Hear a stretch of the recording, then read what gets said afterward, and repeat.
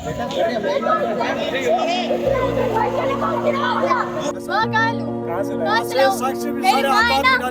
माँ फोटो लेके बैठ के रो रही है। उसको क्या कहूँ?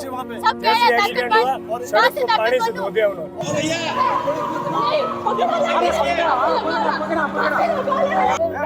रोड पर उसका एक्सीडेंट हुआ, पीछे से ट्रक ने मार दिया। मेरा भाई है 12 साल का, उसका ब्रेन में से ब्रेन निकल गया और उधर किसी ने ना उठाया।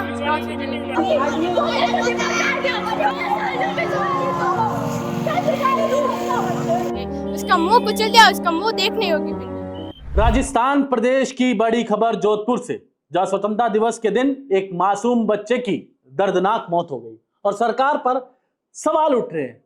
दरअसल रेजिडेंसी रोड पर शुक्रवार सुबह एक तेज रफ्तार से जो अज्ञात वाहन आ रहा था, वो स्कूल जा रहे बच्चों को टक्कर मार दी। आप सोचिए 15 अगस्त के दिन ये वारदात हुई है, जिससे 12 वर्षीय लोकेंद्र की मौके पर ही मौत हो गई और 3 अन्य को गंभीर चोट आई है। ये सभी बच्चे स्वतंत्रता दिवस समारोह में भाग लेने स्कूल जा रहे थे।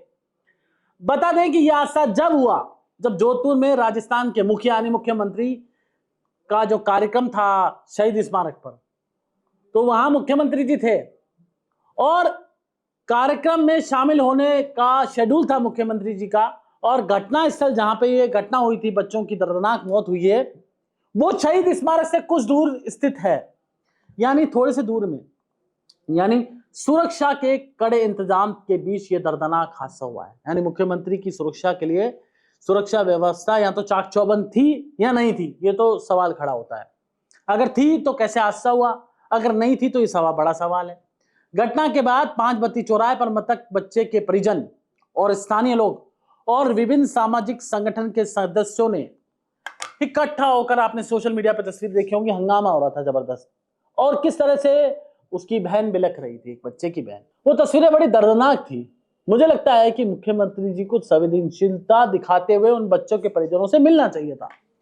हादसे के बाद मृतक बच्चे के परिजनों का गुस्सा इतना जबरदस्त फूट पड़ा कि उनका कहना था कि सड़क पर तेज रफ्तार की वाहनों की वजह से आए दिन हादसे हो रहे हैं, लेकिन प्रशासन इस ओर ध्यान नहीं दे रहा है। परिजनों ने इतना ही नहीं सवाल उठाया कि स्वतंत्रता दिवस जैसे महत्वपूर्ण दिन पर भी सड़क सुरक्षा के पर्याप्त इंतजाम क्यों नहीं किए गए।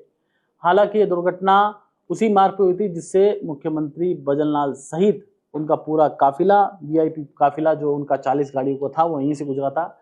ऐसे में प्रशासनिक चूक और सुरक्षा के इंतजामों पर सवाल खड़े हो रहे हैं। सरकार की ओर से वार्ता के लिए पहुंचे राज्यसभा सांसद राजेंद्र गहलोत, जो कि जोधपुर के ही रहने वाले हैं, आपको पता होगा, आक्रोशित लोगों ने घेर कर उनको खरी खोटी सुनाई। और पूर्व मुख्यमंत्री अशोक गहलोत ने भी सोशल मीडिया पर लिखा कि हादसे और अव्यवस्थाओं के बाद प्रशासन का रवैया असंवेदनशील रहा। उन्होंने कहा कि लापरवाही अव्यवस्था के कारण किसी और मासूम को अपनी जान नहीं गंवानी चाहिए।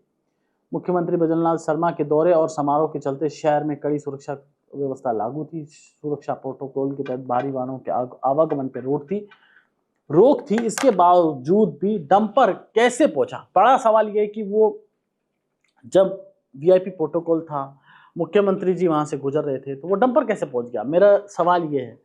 घटना ने पुलिस और ट्रैफिक विभाग की कार्य प्रणाली पर भी गंभीर प्रश्न खड़े कर दिए। पूरी सरकार जोधपुर में मौजूद थी, लेकिन सरकार का कोई प्रतिनिधि परिवार से सुध लेने नहीं पहुंचा। ये सवाल है। देखिए भजनलाल जी, बहुत आप आम व्यक्ति हैं, आप गरीब परिवार से निकले हुए हैं, आप समझते हैं गरीबी का दर्द और उन परिवार का दर्द आप समझते हैं, तो आपको जाना चाहिए था। आपको ध्यान होगा कि मोदी जी अहमदाबाद का हादसा हुआ, तुरंत अहमदाबाद पहुंचे थे भजनलाल जी। आपको ध्यान होगा कि वो जो विमान हादसा हुआ उसके तुरंत बाद पहुंचे थे। पहलगांव का जब अटैक हुआ था तो अमित शाह जी जो पहलगांव अटैक में कुछ लोग जो घायल थे गंभीर, उनसे मिलने अस्पताल पहुंचे थे। तो आपके नेता जब पहुंचते हैं तो आपको भी देखो, आप वहां पर नहीं गए, झालावाड़ में हादसा हुआ वहां नहीं गए, और यहाँ जो दुर्घटना के बाद बच्चों को अस्पताल में भर्ती किया गया, तो आपको जाना चाहिए था, आपका मैसेज जाता। लेकिन बड़ा दुखद है कि आप गए नहीं। और मैं आपको बता दूं, मौके से सारे सबूत मिटा दिए गए स्वतंत्रता दिवस के जैसे संवेदनशील दिन। जो सबूत थे कि कौन सी गाड़ी ने किया, कैसे हुआ, ऐसा लोगों का आरोप है। सुरक्षा व्यवस्था की पोल खुली है, ट्रैफिक प्रबंधन में गंभीर सवाल खड़े हो रहे हैं, वहीं 3 जिंदगी संकट में हैं। जोधपुर की सड़क पर लोगों का गुस्सा साफ देखा। एक मासूम की मौत पर और 3 जिंदगियां अभी अस्पताल में जिंदगी और मौत से जूझ रही है।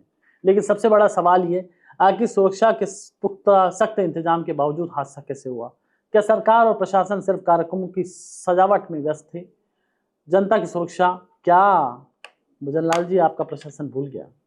आपको जनता ने चुना है और उम्मीद है आपको एक कार्यकर्ता के रूप में जनता ने चुनकर भेजा था। जनता को उम्मीद थी कि शायद आप आम कार्यकर्ता की तरह जनता के लिए उपलब्ध रहेंगे, इस तरह से 40 गाड़ियों का काफिला लेके आप नहीं चलेंगे। लेकिन मुझे बोलते हुए बड़ा दर्द हो रहा है कि आप ऐसा नहीं कर पा रहे। नमस्कार।